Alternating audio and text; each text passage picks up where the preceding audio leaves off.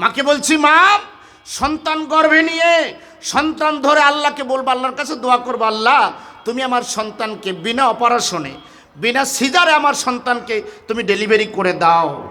তোমার দোয়া আল্লাহর দরবারে কবুল হবে। পৃথিবীতে অসংখ্য নবী রাসূল এসেছিল দুনিয়াতে, তাদের কোনো সিজার করা লাগে নাই, কথা ঠিক কিনা? তুমি এভাবে আল্লাহর কাছে দোয়া করবা মা, ইনশাআল্লাহ সিজার লাগবে না, কারো সহযোগিতা লাগবে না, মহান আল্লাহ একেবারে সুস্থভাবে সন্তান ডেলিভারি করিয়ে দিবেন ইনশাআল্লাহ। সম্মানিত মা বোনেরা, আমার ভাইয়েরা ও আমার বন্ধুগণ, আমাদের মরণ হবে, কেউ আমরা বাঁচবো না, কেউ বাঁচবো না। আমার ভাইয়েরা, আমাদের আপনজন চলে গেল কবরে। বিশ্বনবীজি গর্ভে থাকা অবস্থায় বিশ্বনবীজির বাবা দুনিয়া থেকে বিদায়ী হয়ে চলে গেল। সবেমাত্র বিশ্বনবীজি হলেন। বিশ্বনবীজি হওয়ার পরে সেই হযরতে হালিমাতুস সাদিয়া বিশ্বনবীকে নিয়ে গেলেন। 6 বছর বয়সে আমিনার কাছে ফিরিয়ে দেওয়া হলো। যেদিন বিশ্বনবীকে ফিরিয়ে দেওয়া হলো, বিশ্বনবী সেদিন এসে মাকে বলছে, মা গো, ও মা, আমি বাবার কাছে যাব। সুবহানাল্লাহ, আমি বাবার কাছে যাব। আমার ভাইয়েরা, রাত্রি পোহালো।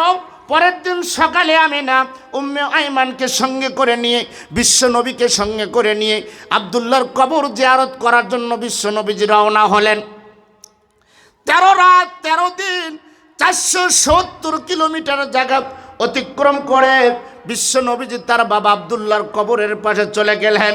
আল্লাহ নবীজির মা আমিনা বলছে, বেটা রে, এটা হলো তোর বাবার কবর, এখানেই তোর বাবা শুয়ে আছে। আমার ভাইয়েরা, 6 বছরের এতিম মুহাম্মদ সাল্লাল্লাহু আলাইহি ওয়াসাল্লাম বাবার কবরের মাটি ধরে জার জার করে কান্না করছে। আমার ভাইয়েরা, আমার বন্ধুগণ, আমিনা বলছে, বেটা মুহাম্মদ রে, ও বেটা, আমরা বাড়িতে ফিরে যেতে পারবো না, আমার শরীরটা তেমন ভালো না, আমার মাথা ব্যথা করছে, বেটা আমরা তোমার নানার বাড়িতে আজকে রাতটা আমরা থেকে যাব। বিশ্বনবীজি আনন্দে আত্মহারা হয়ে মাকে সঙ্গে করে নিয়ে নানার বাড়িতে চলে গেলেন। বিশ্বনবীজি মায়ের গলা ধরে সারাদিন বাবার জন্য কেঁদেছে। বাবার কথা বলতে বলতে মায়ের গলা জড়িয়ে ধরে নবীজি আমার ঘুমিয়ে পড়লেন। সুবহানাল্লাহ। রাত্রি গভীর হয়ে গেল। মহান আল্লাহ মালাকুল মউতকে পাঠিয়ে দিল। মালাকুল মউত, আজরাইল তুমি চলে যাও, আমিনার হায়াত যে শেষ হয়ে গেছে রে আজরাইল। মুহাম্মদ ঘুমন্ত অবস্থায় সারাদিন বাবার জন্য কেঁদেছে। মুহাম্মদ বাবাকে পায় নাই। আমিনার যে হায়াত নাই, আমিনা যে দুনিয়াতে থাকতে পারবে না, ও আজরাইল তুমি আমিনার রুহটা কবজ করে নিয়ে আসো। আমার ভাইয়েরা, নবীজি ঘুমিয়ে আছে। ঘুমান্ত অবস্থায় আমিনার রুহটা গভীর রাত্রিতে কবজ করে নিয়ে যাওয়া হলো। ইন্না লিল্লাহ। সকাল হয়ে গেল, ভোর হয়ে গেল। বিশ্ব নবীজি মাকে ডাকছে, মা গো, ও মা, চলো আমরা দাদার বাড়িতে যাব। সুবহানাল্লাহ। মা গো, মা, চলো মা, দাদার বাড়িতে যাব। মা তুমি ওঠো। আমিনা কথা বলে না, আমিনা কোনো কথার জবাব দেয় না, আমিনা মুখ নাড়ায় না। বিশ্ব নবীজি চিৎকার করে বলছে, কে আছো গো? আমার মার কি হলো? আমার মা কেন কথা বলছে না? সুবহানাল্লাহ। উম্মে আইমান দৌড়িয়ে এসে দরজা খুলে বিশ্ব নবীকে কোলে জড়িয়ে ধরে বলছে, ও বেটা মুহাম্মদ রে, না না না, আর কোনো দিন তোর মা আমিনা কথা বলবে না। আল্লাহু আকবার। কোনোদিন কথা বলবে না। উম্মে আইমান বলছে, বেটা রে, তোর বাবা চলে গেছে, বাবাকে দেখো নাই, তোর মা তোকে ছেড়ে দুনিয়া থেকে চলে গেছে বেটা, আর কোনো দিন মা তোর ফিরে আসবে না। বিশ্ব নবীজি যখনই মা হারার কথা শুনলেন, নবীজি মায়ের বুকের উপরে শুয়ে পড়লেন, কান্না করলেন। উম্মে আইমানকে বলছে, উম্মে আইমান গো, মাকে দেখি নাই, বাবাকে দেখি নাই, এতদিন হালিমার কাছে ছিলাম, সবে মাত্র মার কাছে এসেছি, মা আমাকে ছেড়ে চলে গেল, আমি কার কাছে থাকবো? কে আমাকে আদর করবে? কে আমাকে খাওয়াইয়া দিবে? সুবহানাল্লাহ। আমার ভাইয়েরা, দাফন করা হলো, গোসল করা হলো, কবরে নিয়ে যাওয়া হবে। উম্মে আইমান লাশটা যখন নিয়ে যাচ্ছে বলছে, কে আছো গো তোমরা, একটু দাঁড়াও, এই মা হারা সন্তানটাকে শেষবারের মতো মাকে একটু দেখিয়ে দাও। সুবহানাল্লাহ। শেষবারের মতো একটু তার মাকে তোমরা দেখাও। লাশটা নামা হলো, আমার ভাইয়েরা, লাশটা নামা হলো। উম্মে আইমান আমিনার মুখের কাপড়টা খুলে দিলেন। উম্মে আইমান বলছে, বেটা রে, ও বেটা মোহাম্মদ, এই যে তোর মা, জীবনের শেষবারের মতো মাকে প্রাণ ভরে দেখে নাও। সুবহানাল্লাহ। জীবনের শেষবারের মতো মাকে দেখে যা মোহাম্মদ, কিছুক্ষণ পরে মা কবরে চলে যাবে। সারা দুনিয়া সারা জীবন খুঁজলে কোনোদিন মা পাবি না। আল্লাহু আকবার। এই দুনিয়া ঘুরে ঘুরে খুঁজিলে মায়ের মতো মানুষ নাহি মিলিবে। জোরে বলেন কথা ঠিক কিনা? আমার ভাইয়েরা, বিশ্ব নবীকে উম্মে আইমান বলছে, বেটা রে, তোর মাকে শেষবারের মতো দেখে যা, মা কবরে চলে যাবে।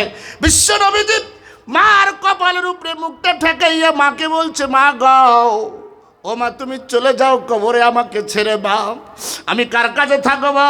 কে আমাকে খাওয়াবে? কে আমাকে আদর করবে? মা এভাবে কাঁদিতে কাঁদিতে শিশু মোহাম্মদ জ্ঞান হারিয়ে জমিনের মধ্যে পড়ে যায়। সুবহানাল্লাহ। ও আমার ভাই গো, এই মা কবরে চলে গেছে, বাবা কবরে চলে গেছে, আমরাও চলে যাব, কেউ থাকবো না রে দুনিয়াতে। কথা ঠিক কিনা? আমরা কেউ থাকবো না, সকলেই আমরা দুনিয়া থেকে হারিয়ে যাব। পৃথিবীর কোনো বন্ধন, পৃথিবীর কোনো ভালোবাসা, পৃথিবীর কোনো মহাব্বত আমাদেরকে মরণ থেকে বাঁচাইতে পারবে না। হায় হায়, মরণ এত কঠিন জিনিস, এত নিষ্ঠুর। সময় হলে সব কিছু ফেলে সকলেই থাকবো, আমরা কেউ, সকলেই থাকবে, আমরা কেউ থাকবো না। কথা ঠিক কিনা ভাইরা আমার? হঠাৎ করে আমরা শুনছি, দেখবেন যে আব্দুর রহমান মারা গেছে, হয় কি হয় না? আপনি আশ্চর্য হবেন, কে রে, সকালবেলা আব্দুর রহমানের সাথে চা খেলাম একসাথে চায়ের দোকানে। কথা ঠিক কিনা? সকালবেলায় ভালো মানুষ, এখনই মারা গেল। জি, বেঁচে থাকাটাই মিথ্যা, মরে যাব এটাই সত্য। কথা ঠিক কিনা? বেঁচে থাকবো এটাই মিথ্যা, মরে যাব যে কোনো মুহূর্তে এটাই সত্য। কথা ঠিক কিনা? সম্মানিত ভাইরা আমার, কি করলি তুই ভবে এসে, মায়ার জালে গেলি ফেসে, আজরাইল এসে ধরবে কষে, কে বাঁচাবে তোর প্রাণ? ওরে মুসলমান, কেন হারালি ঈমান? জোরে বলেন কথা ঠিক কিনা? ওরে মুসলমান, কেন হারালি ঈমান? যদি করো নামাজ রোজা, হালকা হবে পাপের বোঝা। জোরে বলেন মারহাবা। যদি করো নামাজ রোজা, হালকা হবে পাপের বোঝা, মরণকালে পাবে তুমি জান্নাতিয়া দান। ওরে মুসলমান, কেন হারালি ঈমান? ওরে মুসলমান, কেন হারালি ঈমান? আমার ভাইয়েরা, আলোচনা সংক্ষেপ করছি ভাই, সময় স্বল্প, বলতে হবে অল্প, বলা যাবে না কোনো গল্প। কথা ঠিক কিনা? আমার ভাইয়েরা, বন্ধুরা আমার, বিশ্ব নবীজি সাল্লাল্লাহু আলাইহি সাল্লাম, বিশ্ব নবীজি বলছেন, উম্মতরা রে, আমার উম্মতেরা, মানুষ যখন মারা যাবে, মারা যাওয়ার পরে নবীজি বলেছেন, মৃত্যু ব্যক্তির পাশে বসে, যে ব্যক্তিটা মারা যাচ্ছে তার পাশে বসে থেকে তোমরা বেশি বেশি করে বলবে লা ইলাহা ইল্লাল্লাহ। কি বলতে হবে? লা ইলাহা ইল্লাল্লাহ। কোরআন পড়া যাবে না, হাদিস পড়া যাবে না, দরুদ পড়া যাবে না, অন্য কোনো আমল করা যাবে না, সূরা ইয়াসিন পড়া যাবে না, বলতে হবে শুধুমাত্র লা ইলাহা। কি বলবেন? লা ইলাহা ইল্লাল্লাহ। কোরআন পড়লে সুফিগিরি বেশি হয়ে যাবে আমার ভাইরা, অন্য সূরা ইয়াসিন পড়লে সুফিগিরি বেশি হয়ে যাবে। বলতে পারেন হুজুর, সূরা ইয়াসিন পড়লে গুনাহ হবে নাকি? জি গুনাহ হবে, জি গুনাহ হবে। কোরআন পড়লে গুনাহ হবে। সবচাইতে কোরআনে বিশ্ব নবীজি যেই পদ্ধতি বলে গেছেন, মৃত্যুর সময় মুমূর্ষু ব্যক্তির পাশে বলতে হবে লা ইলাহা ইল্লাল্লাহ। নবীজি বলেছেন, মান কানা আখির কালামি হিন্দাল মাউতি লা ইলাহা ইল্লাল্লাহ দাখালাল জান্নাহ। নবী আমার বলেছে, যে এই ব্যক্তির জীবনের শেষ কথা হবে লা ইলাহা ইল্লাল্লাহ। সুবহানাল্লাহ বলেন। যার জীবনের শেষ কথা হবে লা ইলাহা ইল্লাল্লাহ, এই ব্যক্তিটা বিনা হিসাবে জান্নাতে চলে যাবে। সুবহানাল্লাহ। আমার ভাইয়েরা, বিশ্বনবীজি বলছেন মান